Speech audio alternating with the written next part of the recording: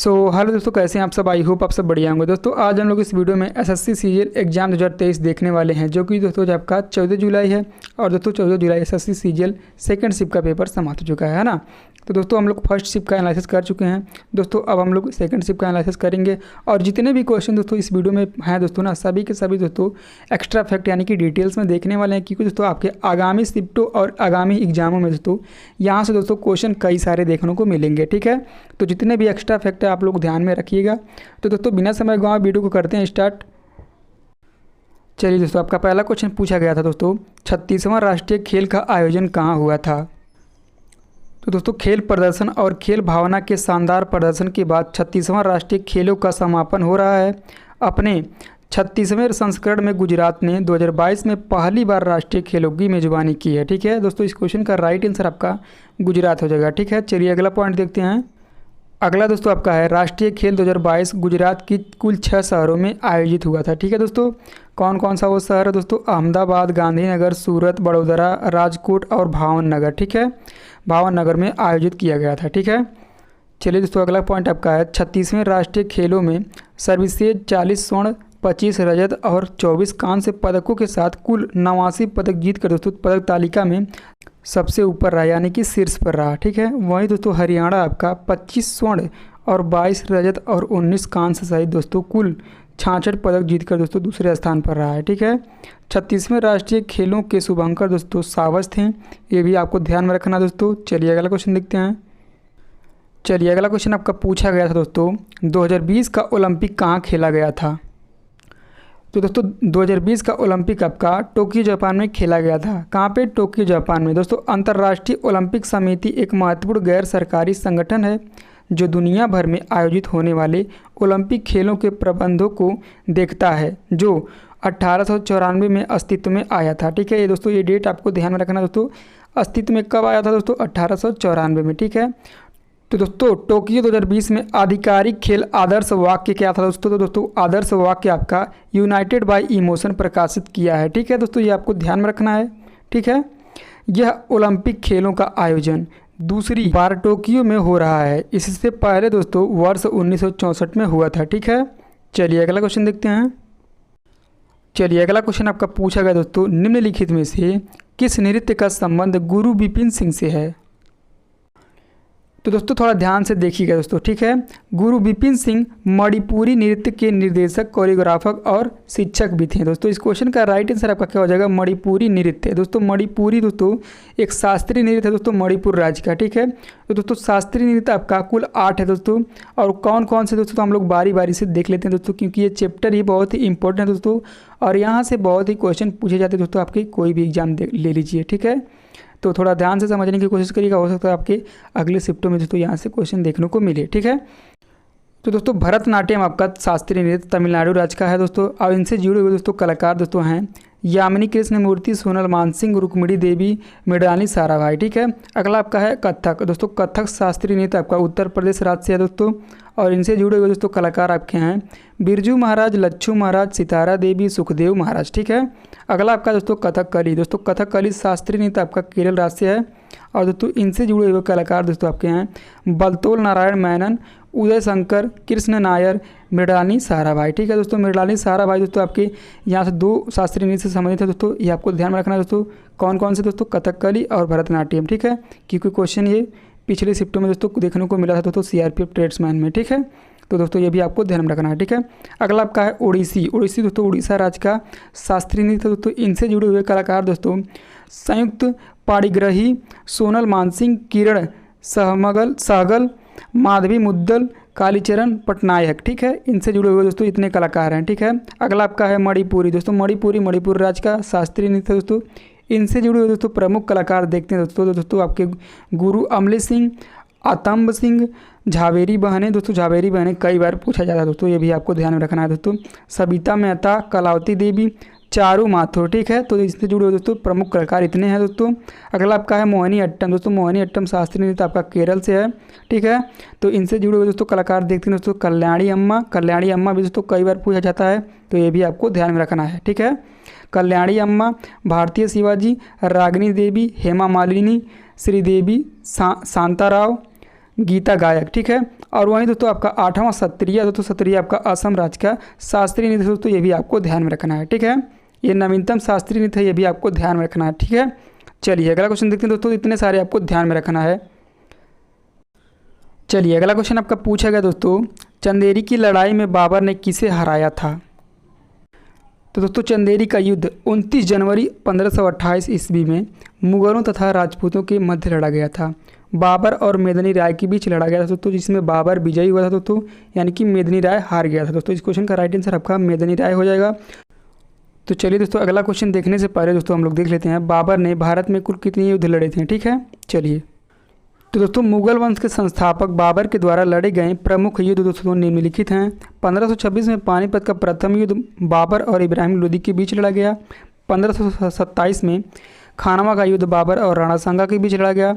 1528 में चंदेरी का युद्ध बाबर और मेदिनी राय के बीच लड़ा गया। 1529 में घाघरा का युद्ध बाबर और महमूद लोदी के बीच लड़ा गया। और 1530 में दोस्तों बाबर की मृत्यु हो गई। दोस्तों इन सभी युद्ध में दोस्तों बाबर ही विजयी रहा दोस्तों, ये भी आपको ध्यान में रखना है। ठीक है, चलिए अगला क्वेश्चन देखते हैं। चलिए अगला क्वेश्चन आपका पूछा गया दोस्तों, दस्तकथिया भारत के किस क्षेत्र में लोकप्रिय लोक रंगमंच का एक रूप है? तो दोस्तों दस्तकथिया उड़ीसा के क्षेत्र में लोकप्रिय लोक रंगमंच का एक रूप है ना। इस रूप में 2 कथाकार हैं, गायक जो मुख्य गायक हैं और पलिया जो सह कथाकार है। ठीक है, कथिया नामक लकड़ी के संगीत वाद्य यंत्र का उपयोग दोस्तों करते हुए एक नाटक के संगीत के साथ कथा का वर्णन किया जाता है। ठीक है, इस रूप का एक निकटतम रूप चैथी घोड़ा है, जिसमें 2 वाद्य यंत्र हैं, पहला आपका ढोल, दूसरा आपका मोहरी। ठीक है, और 3 कथाकारों का उपयोग किया जाता है। ठीक है, चलिए अगला क्वेश्चन देखते हैं। चलिए दोस्तों अगला क्वेश्चन आपका बहुत ही प्यारा क्वेश्चन पूछा गया दोस्तों, कंचनजंगा हिमालय के निम्नलिखित में से किस भौगोलिक विभाजन के अंतर्गत आता है? तो दोस्तों कंचनजंगा महान हिमालय के अंतर्गत आता है। हिमालय को उत्तर से दक्षिण की ओर निम्नलिखित 4 भागों में विभाजित किया जा सकता है। ठीक है, पार ट्रांस हिमालय, पार हिमालय लगभग 240 किलोमीटर चौड़ा है। इसमें टेथिस अवसाद होता है। क्या होता है दोस्तों? टेथिस अवसाद। ठीक है, टेथिस अवसाद दोस्तों ध्यान रखिएगा आप लोग। महान हिमालय निम्न हिमालय के उत्तर में दीवार की तरह एकाएक खड़ी संरचना है। ठीक है, क्या है? खड़ी संरचना। चलिए अगला क्वेश्चन आपका पूछा गया दोस्तों, एक भारतीय संगीतकार पंडित राम नारायण को किस संगीत वाद्य यंत्र को एकल संगीत वाद्य यंत्र के रूप में लोकप्रिय बनाने का श्रेय दिया जाता है? तो दोस्तों वह वाद्य यंत्र आपका सारंगी वाद्य यंत्र है। ठीक है, पंडित राम नारायण एक भारतीय संगीतकार को संगीत वाद्य यंत्र सारंगी को एक संगीत वादन के रूप में लोकप्रिय बनाने का श्रेय दिया जाता है। वह दोस्तों हिंदुस्तान शास्त्रीय संगीतकार के जो सारंगी बजाते हैं। ठीक है, वह एक हिंदुस्तानी शास्त्रीय संगीतकार हैं। चलिए अगला क्वेश्चन आपका पूछा गया दोस्तों, तिब्बत वर्मा भाषा कौन सी है? तो दोस्तों कुल 8 तिब्बती वर्मन भाषाएं हैं। वर्मी कौन कौन सी दोस्तों? वर्मी, तिब्बती, वाई, ई, लोलो, करेन, मतेई, हानी, जिंगपो। ठीक है, और कुल मिलाकर दोस्तों लगभग 50 और 1 लाख से अधिक वक्ता हैं। कितना दोस्तों? 50 और 1 लाख से अधिक वक्ता हैं। तिब्बती वर्मी भाषा परिवार पूर्वी एशिया, दक्षिण पूर्वी एशिया के पहाड़ी इलाकों और भारतीय उपमहाद्वीपों में बोली जाने वाली लगभग भाषाओं का एक परिवार है। ठीक है, तो यहाँ से ये भी ध्यान रखिएगा दोस्तों, कितने भाषाएं हैं दोस्तों? तिब्बती कुल 8 हैं, ये भी आपको ध्यान में रखना है। चलिए अगला क्वेश्चन आपका पूछा गया दोस्तों, किस 2 साल के गणतंत्र दिवस पर मुख्य अतिथि नहीं आया था? कौन सा दोस्तों वह 2 साल था? वही आपसे पूछ रहा है। तो दोस्तों इन वर्षों में गणतंत्र दिवस परेड पर नहीं आया कोई मुख्य अतिथि। कौन कौन से दोस्तों देखते हैं। गणतंत्र दिवस परेड में 10 मौकों को छोड़कर भारत में हमेशा कोई ना कोई मुख्य अतिथि आ रहा, लेकिन इन वर्षों में दोस्तों नहीं आया। दोस्तों कौन कौन सा वो वर्ष है?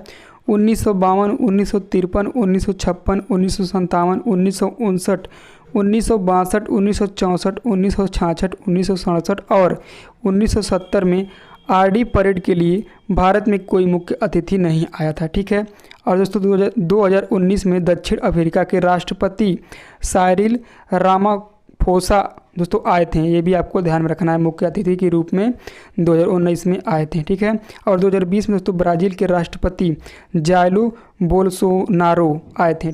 2020 में दोस्तों कौन आए थे? ब्राज़ील के राष्ट्रपति जाइलो बोल्सोनारो। ठीक है, अगला आपका है 2021 से 2022 में दोस्तों कोरोना की वजह से कोई राष्ट्रपति शामिल नहीं था दोस्तों, ठीक है।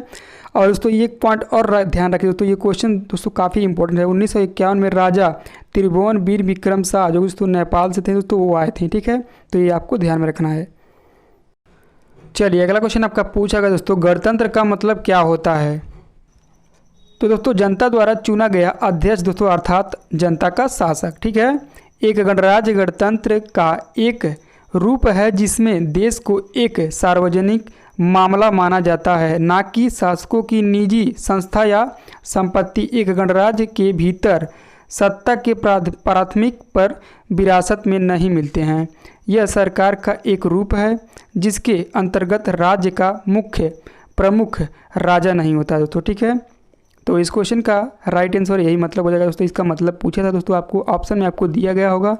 ऑप्शन में आपको क्या क्या दिया है दोस्तों, आप लोग कमेंट करके बताइएगा। चलिए अगला क्वेश्चन आपका पूछा गया दोस्तों, लाल सहवाल का नाम क्या होगा। तो दोस्तों लाल सहवाल का नाम आपका होगा रेडोफाइसी। क्या होगा दोस्तों, रेडोफाइसी। सहवाल को दोस्तों 3 मुख्य वर्गों में बांटा गया है। पहला आपका है क्लोरोफाइसी, दूसरा आपका है फियोफाइसी, तीसरा आपका है रोडोफाइडी, ठीक है। तो इस क्वेश्चन का राइट आंसर आपका रोडोफाइसी हो जाएगा, ठीक है। बच्चों बता रहे थे तो ऑप्शन में आपका रोडोफाइसी था। चलिए अगला क्वेश्चन देखते हैं। चलिए दोस्तों अगला क्वेश्चन आपका है 1875 में किस समाज की स्थापना हुई थी। तो दोस्तों 1875 में आर्य समाज की स्थापना की गई थी। दोस्तों यहाँ से भी क्वेश्चन हर एक एग्जामों में देखने को मिलता है दोस्तों। तो दोस्तों यहाँ से भी जितने आपके संस्थापक और स्थापना हुई है दोस्तों देख लेते हैं। तो चलिए दोस्तों अगर जो दोस्तों इस टॉपिक से आपका क्वेश्चन पूछेगा दोस्तों इन्हीं में से देखने को मिलेगा, ठीक है। दोस्तों ब्रह्म समाज की स्थापना 20 अगस्त 1828 राजा राम मोहन ने कलकत्ता में की थी। कहाँ पे, कलकत्ता में। अन्य प्रमुख संगठन एवं संस्थापक दोस्तों आत्मीय सभा का संस्थापक दोस्तों राजा राम मोहन राय हैं, जो कि दोस्तों 1815 में किए थे, ठीक है। अगला आपका है आर्य समाज की स्थापना दोस्तों स्वामी दयानंद सरस्वती ने 1875 में की थी, ठीक है दोस्तों, जो कि आपका क्वेश्चन यही था, ठीक है। एशियाटिक सोसाइटी की स्थापना दोस्तों विलियम जॉन्स ने 1784 में की थी। वहीं तत्वबोधिनी सभा की स्थापना दोस्तों देवेंद्रनाथ टैगोर ने 1839 में की थी, ठीक है। प्रार्थना समाज की स्थापना दोस्तों डॉक्टर आत्मा नारायण पांडुरंगा ने 1867 में की थी। फॉरवर्ड ब्लॉक की स्थापना दोस्तों 1939 में सुभाष चंद्र बोस ने की थी। मुस्लिम लीग की स्थापना दोस्तों 1906 में आगा खां एवं सलीम उल्लाह खान ने की थी। रामकृष्ण मिशन की स्थापना दोस्तों 1897 में स्वामी विवेकानंद ने की थी। सत्यशोधक समाज की स्थापना दोस्तों ज्योतिबा फूले ने की थी दोस्तों 1873 में, जो दोस्तों ये भी क्वेश्चन आपके पिछले शिफ्टों में देखने को मिला है दोस्तों, ठीक है। सर्वेंट्स ऑफ इंडिया सोसाइटी की स्थापना दोस्तों गोपाल कृष्ण गोखले ने 1905 में की थी। तो दोस्तों इतने सारे आपको ध्यान में रखना है दोस्तों। अगर जो क्वेश्चन आपका यहाँ से पूछेगा दोस्तों तो दोस्तों इन्हीं में से पूछेगा, ठीक है। चलिए अगला क्वेश्चन देखते हैं। चलिए अगला क्वेश्चन आपका पूछा गया दोस्तों, हाई कोर्ट के न्यायाधीशों का ट्रांसफ़र कौन करता है। दोस्तों हाई कोर्ट के न्यायाधीशों का ट्रांसफ़र कौन करता है दोस्तों, यही आपसे क्वेश्चन पूछा हुआ था। तो दोस्तों राष्ट्रपति न्यायाधीशों को एक उच्च न्यायालय से दूसरे उच्च न्यायालय में स्थानांतरित करने का अधिकार रखता है। वह भारत के मुख्य न्यायाधीशों से परामर्श के बाद इस आदेश का पालन करता है। संविधान का अनुच्छेद 222 एक न्यायाधीश मुख्य न्यायाधीश सहित के स्थानांतरण के लिए एक उच्च न्यायालय से किसी अन्य उच्च न्यायालय में प्रावधान करता है। कौन सा आर्टिकल दोस्तों 222, ठीक है। चलिए अगला क्वेश्चन देखते हैं। चलिए अगला क्वेश्चन आपका पूछा गया दोस्तों, चट्टान का निर्माण किस प्रकार होता है। तो दोस्तों चट्टान मुख्यतः आग्नेय अवसादी एवं कायांतरिक 3 प्रकार के होते हैं। आग्नेय चट्टान पृथ्वी के तप्त पिघले मैग्मा के ठंडा होकर ठोस हो जाने से निर्मित होता है। कैसे दोस्तों होता है, ठोस हो जाने से निर्मित होता है ठंडा होकर, ठीक है। हमारी पृथ्वी प्रारंभ में गर्म एवं पिघली अवस्था में थी, अतः पृथ्वी के ऊपरी आवरण के ठंडा होने से पृथ्वी पर सर्वप्रथम आग्नेय चट्टान ही बनी। कौन सा चट्टान, आग्नेय चट्टान बनी पहले दोस्तों, ये भी आपको ध्यान में रखना है, ठीक है। तो दोस्तों बच्चों द्वारा हमें इतने क्वेश्चन मिले हैं जो कि दोस्तों 100% ये रियल क्वेश्चन है, ठीक है। तो दोस्तों अगर जो हमारा वीडियो आपको थोड़ा सा भी पसंद आया हो तो दोस्तों प्लीज़ वीडियो को लाइक कर दीजिएगा। चैनल को दोस्तों पहली बार विजिट किया सब्सक्राइब करना ना भूलेगा दोस्तों। मैं इसलिए आपको डिटेल्स में बताता हूँ दोस्तों, क्योंकि दोस्तों अगला शिफ्ट जिसका रहेगा दोस्तों ना, जिन छात्रों का पेपर रहेगा अगला शिफ्ट में ना, तो दोस्तों यहाँ से आपको कई सारे क्वेश्चन देखने को मिल सकते हैं, है ना। तो इसीलिए दोस्तों मैं डिटेल्स में बताता हूँ। तो दोस्तों मिलता है नेक्स्ट वीडियो में, तो तक के लिए जय हिंद जय भारत।